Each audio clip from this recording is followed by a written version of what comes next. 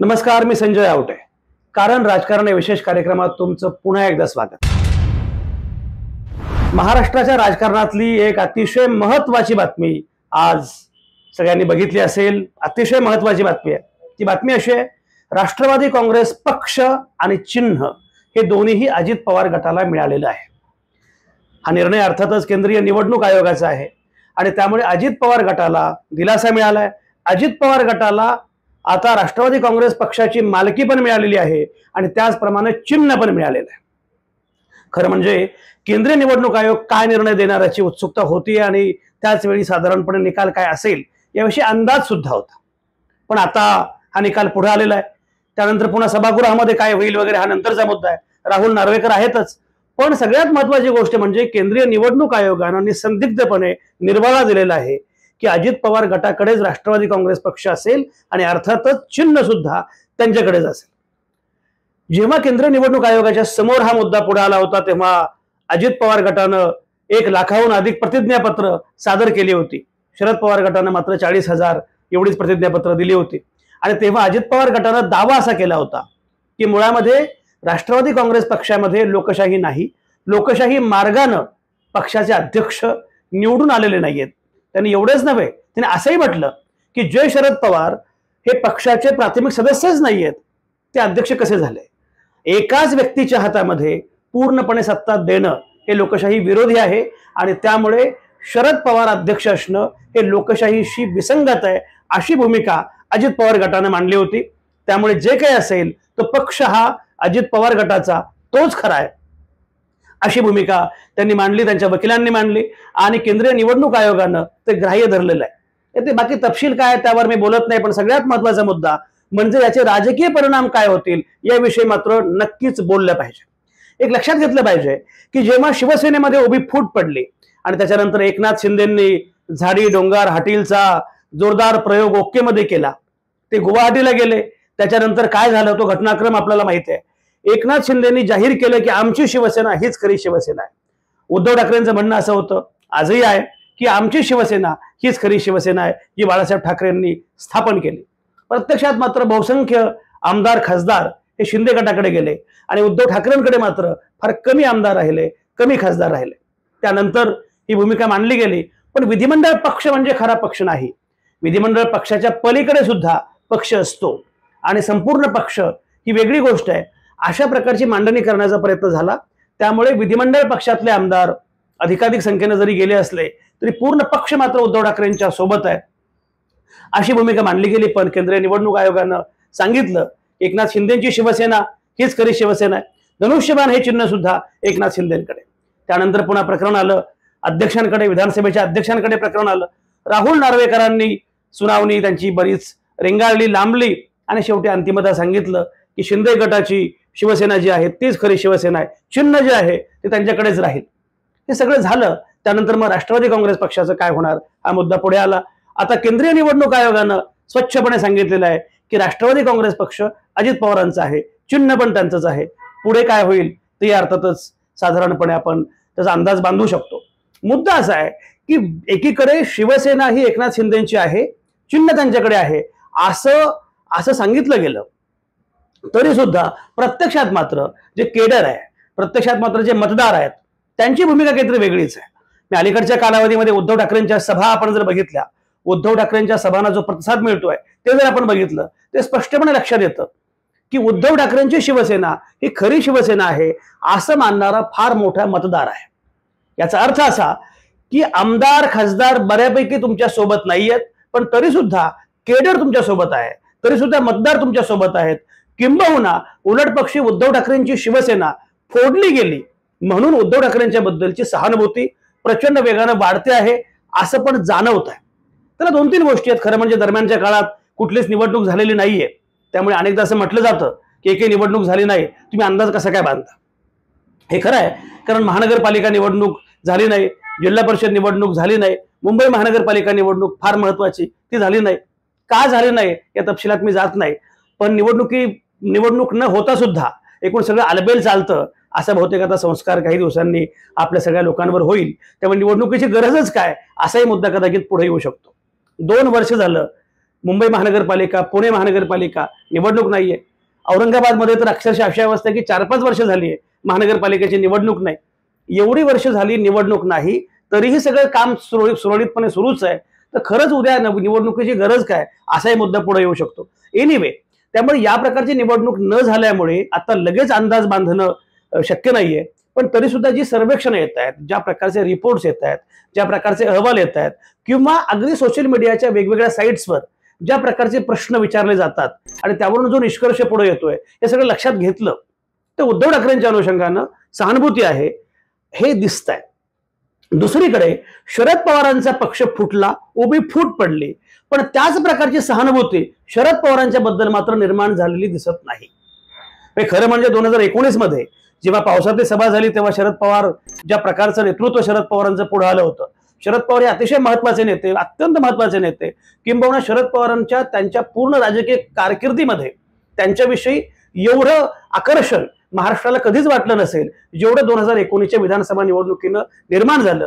त्यानंतर निकाल लागला, निकालानंतर ज्या प्रकारे सरकार तयार झालं, या सरकार स्थापनेमध्ये शरद पवारांची जी भूमिका होती, त्यामुळे शरद पवार हे अत्यंत उत्तुंग आणि बुलंद नेते आहेत अशा प्रकारची प्रतिमा तयार झाली. नंतर उद्धव ठाकरे मुख्यमंत्री झाले, तेही शरद पवार यांच्यामुळेच झाले.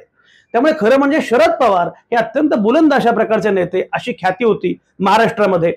देशाचे नेते शरद पवार आहेतच, पण सगळ्यात महत्वाचं म्हणजे महाराष्ट्रामध्ये शरद पवारांच्या उंचीचा एकही नेता नाही अशा प्रकारचं चित्र होतं. आज मात्र चित्र पूर्णपणे वेगळं आहे.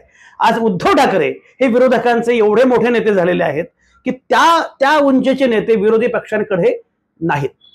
म्हणजे मी मगाशी उल्लेख केला की राष्ट्रवादी काँग्रेस पक्षामध्ये उभी फूट पडली, शरद पवारांचा पक्ष फुटला, अजित पवार शरद पवारांना सोडून निघून गेले, एवढं सगळं घडलं. पण त्यानंतर अजित पवारांविषयी संताप आणि शरद पवारांविषयी सहानुभूती असं चित्र दिसलं नाही. हे का घडलं याचा विचार शरद पवारांनी पण करायला पाहिजे. शेवटी असं आहे की मुळामध्ये उद्धव ठाकरेंनी ज्या प्रकारची भूमिका घेतली, ज्या प्रकारची आक्रमक भूमिका घेतली, तेव्हापासून ते आजतागायत उद्धव ठाकरे ज्या थेटपणे बोलतायत, ज्या आक्रमकपणे बोलतायत, थेटपणे ते भाजपवर टीका करतायत, थेटपणे ते मोदी शहांवर टीका करतायत, थेटपणे ते एकूण शिंदे गट आणि त्यांना सगळ्यांना गद्दार वगैरे संबोधतायत, हे सगळं काही सुरू आहे. एकीकडे उद्धव ठाकरे, आदित्य ठाकरे, संजय राऊत आणि सगळी मंडळी ज्या प्रकारे आक्रमकपणे भूमिका घेत आहेत, त्यामुळे उलट पक्षी उद्धव ठाकरेंवर अन्याय झालाय, उद्धव ठाकरेंचा पक्ष फोडला गेलाय अशा प्रकारचं एक मत तयार झालंय. दुसरीकडे शरद पवार गटाचे आमदार मात्र, शरद पवार गटाचे नेते मात्र अजित पवारांच्या अनुषंगानं फार बोलायला तयार नाहीत. शरद पवार तसे आक्रमक नेते म्हणून त्यांची ख्याती नाहीये, पण शरद पवारांनी आतापर्यंत अजित पवारांच्या अनुषंगानं फार आक्रमकपणे असं काही विधान केलेलं दिसत नाहीये. शरद पवार बोलतायत, आता 21 फेब्रुवारीला मंचरमध्ये असतील, दिलीप वळसे पाटलांच्या मतदारसंघात मी जातोय वगैरे, शरद पवार बोलतायत, काही ठिकाणी सभा पण घेत आहेत. पण तरी सुद्धा शरद पवारांच्या संदर्भामध्ये ती आक्रमकता मात्र जाणवत नाही. हा एक भाग आहे. सुप्रिया सुळे सुद्धा त्या अनुषंगाने काही फार बोलत नाहीयेत. शरद पवार गटाचे कुठलेच नेते म्हणजे जयंत पाटील असोत किंवा आणखी कोणी असोत, कोणीच थेटपणे बोलत नाहीयेत. उलट पक्षी अजित पवार तुलनेने आक्रमकपणे बोलतायत. अजित पवार जाहीरपणे सांगतायत की आता मी सांगेन ते ऐकायचं, इकडचं पण तिकडचं पण, हे चालणार नाही वगैरे असं अजित पवार सांगतात. शरद पवारांच्या गटाकडून मात्र या प्रकारे थेटपणे आक्रमक भूमिका येत नाही. तर आणखी एक कारण आहे. ते कारण असं आहे की मुळामध्ये महाविकास आघाडी सरकार स्थापन होण्यापूर्वी पहाटेच्या शपथविधीचा प्रयोग झाला होता आणि पहाटे शपथ घेतली देवेंद्र फडणवीस आणि अजित पवार यांनी. देवेंद्र फडणवीस मुख्यमंत्री, अजित पवार उपमुख्यमंत्री. 2019च्या विधानसभा निवडणुकीच्या निकालानंतर महाविकास आघाडी सरकार स्थापन होण्यापूर्वी हा शपथविधी झाला. ते सरकार आउट घटकेचं ठरलं. पण त्यानंतर महाराष्ट्रामध्ये एक संतापाची लाट उसळली होती, जे महाविकास आघाडीचे समर्थक होते किंवा मतदार होते त्यांच्यामध्ये. त्यांना असं वाटलं की मतदारांशी केलेली प्रतारणा आहे. या प्रकारे राष्ट्रवादी काँग्रेस एकीकडे महाविकास आघाडी मध्ये आहे, एवढेच नव्हे, तेव्हा सरकार स्थापन व्हायचं होतं, पण आता विरोधी पक्ष म्हणून आहे आणि असे राष्ट्रवादी काँग्रेस पक्ष हा थेटपणे भाजप सोबत, देवेंद्र फडणवीसांसोबत कसं काय जाऊ शकतो असा मुद्दा पुढे आला होता. मग हे शरद पवारांनीच केलंय का वगैरे वगैरे चर्चा सुरू झाली. शरद पवारांकडे संशयाची सुई होती, शरद पवारांनीच हे मुद्दाम केलंय का, मुद्दाम घडवून आणलंय का वगैरे टीका झाली. पण तेव्हा शरद पवारांनी सगळ्या प्रश्नांची उत्तरं एका दमात देऊन टाकली आणि महाविकास आघाडी सरकार स्थापन होईल अशी सगळी व्यवस्था केली, त्या प्रकारची मोर्चे बांधणी केली, बुलंदपणे शरद पवार उभे राहिले. इथपर्यंत ठीक होतं. पण महाविकास आघाडी सरकारमध्ये अजित पवारांना पुन्हा बोलावलं गेलं आणि त्यांना उपमुख्यमंत्री पद दिलं गेलं, तेव्हा मात्र लोकांना शंका वाटली. साधी गोष्ट आहे की मुळामध्ये ज्या प्रकारची चूक अजित पवारांनी केली होती त्या प्रकारची चूक आणखी कोणीही केली असती त्याला पक्षातून काढून टाकलं गेलं असतं, पक्षातून निलंबित केलं गेलं असतं, किमान मंत्रीपद दिलं गेलं नसतं, किमान उपमुख्यमंत्री पद तरी दिलं गेलं नसतं. पण त्यांना पुन्हा उपमुख्यमंत्री केलं गेलं. याचा अर्थ अजित पवारांनी जे केलं ते शरद पवारांना माहिती होतं, अशी एक थिअरी मांडली गेली. त्या संदर्भात माझी थिअरी मी अनेकदा सांगितलेली आहे की ते शरद पवारांना माहिती नव्हतं, अशी माझी थिअरी आहे. शरद पवारांना अजिबात माहिती नव्हतं. उलट पक्षी देवेंद्र फडणवीस आणि अजित पवार यांच्या संवाद सुरू आहे हे त्यांना माहिती होतं आणि लोकशाहीमध्ये असा संवाद आवश्यक आहे अशी भूमिका शरद पवारांनी घेतलेली होती. पण सरकार स्थापन केलं जाईल असं मात्र शरद पवारांना माहिती नव्हतं. किंबहुना शरद पवारांना असं कधी चाललं पण नसतं की सरकार कोणीतरी स्थापन करणार आणि मग फरफडत आपण मागे जायचं, हे शक्य नव्हतं.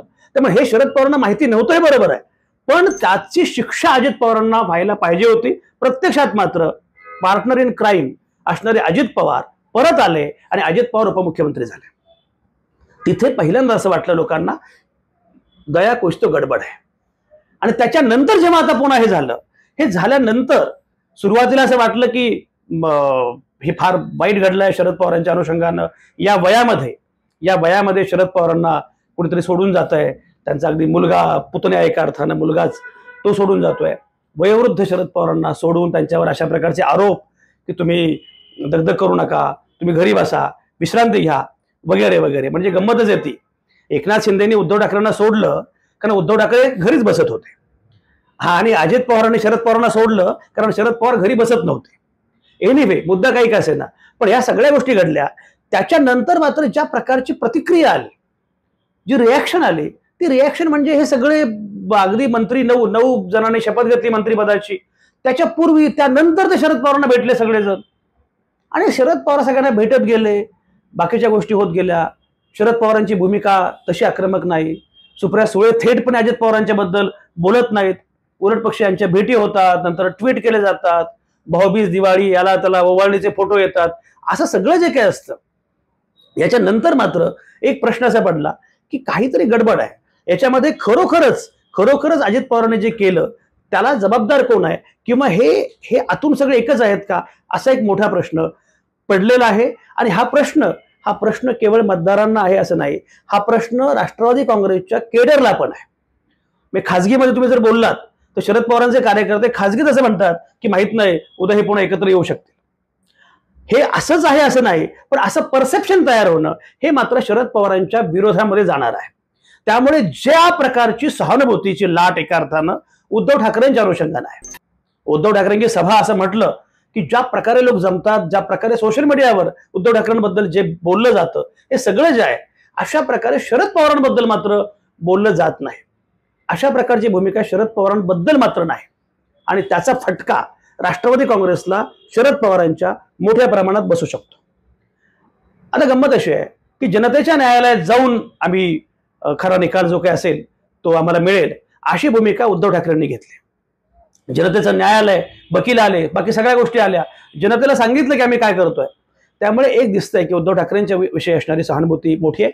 आज महाराष्ट्रामध्ये महाविकास आघाडीकडे आणि त्या सगळ्या त्यांच्या घटक पक्षांकडे जे नेते आहेत त्यातले सर्वोच्च बुलंद नेते म्हणून उद्धव ठाकरे पुढे येत आहेत. त्याच पद्धतीनं शरद पवार आणि सुप्रिया सुळे, जयंत पाटील यांना मात्र ती स्पेस मिळत नाही. हा पहिला मुद्दा आहे. आता दुसरीकडे प्रत्यक्ष ऑफिशियली राष्ट्रवादी काँग्रेस पक्ष अजित पवारांचा आहे. ऑफिशियली राष्ट्रवादी काँग्रेसचं चिन्ह अजित पवारांचं आहे. हे जेव्हा निवडणूक आयोग म्हणतं, उद्या विधानसभा अध्यक्ष पण म्हणतील, त्यानंतर अजित पवार गटाला त्याचा फायदा होऊ शकतो. आणि अजित पवार गटाला फायदा होऊ नये अशी इच्छा शरद पवार गटाची असेल तर मग शरद पवार गटाला शेवटी उद्धव ठाकरे करतायत त्याप्रमाणे जनतेच्या न्यायालयात जावं लागेल, जनतेच्या रिंगणामध्ये तुम्हाला जावं लागेल. हे यापूर्वी घडलं होतं. इंदिरा गांधींचाही पक्ष फुटला होता. इंदिरा गांधींना पक्षामधून काढून टाकलं गेलं होतं, पण इंदिरा गांधी लोकांमध्ये आल्या. मागे मी उल्लेख केला होता जगनमोहन रेड्डींचा. YSR रेड्डी जेव्हा गेले, जगनमोहन रेड्डींनी पक्ष सोडला, पण जगनमोहन रेड्डी ज्या प्रकारे नवा पक्ष त्यांनी स्थापन केला, नवं चिन्ह आलं, पण ज्या प्रकारे थेटपणे लोकांमध्ये गेले, झंझावाती दौरे केले, जाहीर भूमिका घेतली, मला असं वाटतं की अशी जाहीर भूमिका, असे झंझावाती दौरे हे केलं तरच काही होऊ शकतं. आणि हे उद्धव ठाकरेंनी सुरू केलंय. पण तरीही उद्धव ठाकरेंना सुद्धा शेवटी असं आहे की मुळात तुम्हाला लोकांमध्ये जावं लागेल. हा पहिला भाग आहे. सहानुभूतीची लाट कितीही मोठी असली तर सर्वसामान्यपणे महाराष्ट्रातला मतदार हा अशा वळणाचा, अशा विचारांचा आहे की तो त्या स्थानिक नेत्यांच्या भोवती बऱ्यापैकी जातो. त्यामुळे जर स्थानिक नेते सोबत नसतील तर त्या ठिकाणी नेते पण असावे लागतील, कार्यकर्ते असावे लागतील. शेवटी त्या सगळ्या सहानुभूतीचं रूपांतर मतांमध्ये व्हायचं असेल तर ते एवढं सोपं पण नाही. त्यामुळे हे सगळं जर व्हायचं असेल तर ज्या पद्धतीची व्यूहरचना आखली पाहिजे, ज्या प्रकारे जनतेच्या न्यायालयामध्ये गेलं पाहिजे, ते जाणं या पक्षांना शक्य आहे का? आज तरी अशी अवस्था आहे, अजित पवारांची सरशी झालेली आहे. आज तरी अशी अवस्था आहे की अजित पवारांकडे पक्ष आलेला आहे, चिन्ह आलेलं आहे. त्यामुळे अजित पवारांची बाजू वरचढ आहे. त्यांच्याकडे सर्वाधिक आमदार आहेत, त्यांच्याकडे सर्वाधिक खासदार आहेत, त्यांच्याकडे खरं म्हणजे सगळ्यात महत्वाची गोष्ट अशी आहे की अजित पवारांकडे आत्ता या क्षणी सगळ्यात महत्वाची गोष्ट अशी आहे की अजित पवारांकडे एका अर्थाने बऱ्यापैकी केडर सुद्धा आहे. असं सगळं जर असेल आणि शिवाय सत्ता आहे, शिवाय आता पक्ष आपल्या मालकीचा, अशा प्रकारचा निर्वाळा मिळालेला आहे, हे सगळं जर असेल तर अजित पवारांना याचा मोठा फायदा होऊ शकतो. आज तरी अजित पवारांनी स्कोअर केलेला आहे. त्याला उत्तर कसं द्यायचं, त्याला आव्हान कसं द्यायचं हे शरद पवार गटानं ठरवायचं. पण एक नक्कीच आहे की आता पक्षाने चिन्ह जाणं एवढं सोपं नाहीये. आणि जर पक्षाने चिन्ह जाऊन सुद्धा तुम्हाला त्या प्रकारची निवडणूक लढवायची असेल, तुमच्याकडे काहीच नाही, सत्ता नाही, यंत्रणा नाही, पक्ष नाही, चिन्ह नाही, आमदार खासदार पुरेसे नाहीत, केडर सुद्धा बऱ्यापैकी सोबत नाही, अशा वेळी तुम्हाला लढायचं असेल तर तुम्हाला ज्या प्रकारे लढता येणं शक्य आहे ते लढण्यासाठी ज्या गोष्टी आवश्यक असतात ते आता शरद पवारांकडे आहे का? जे उद्धव ठाकरे दाखवतायत धैर्य, पण उद्धव ठाकरे सुद्धा धैर्य दाखवतायत, पण उद्धव ठाकरेंना अद्यापही ग्राउंडवर जाऊन जी मोर्चे बांधणी करायला पाहिजे त्यात तेही मागे आहेत. दुसरीकडे शरद पवार गटाची ही अडचण आहे. त्यामुळे जर असंच झालं तर महाविकास आघाडीला मोठा फटका बसू शकतो आणि याचा फायदा भाजपच्या महायुतीला होऊ शकतो. तुम्हाला काय वाटतं? जे वाटतं ते कमेंटमध्ये लिहा. बाकी आपण बोलत राहूच.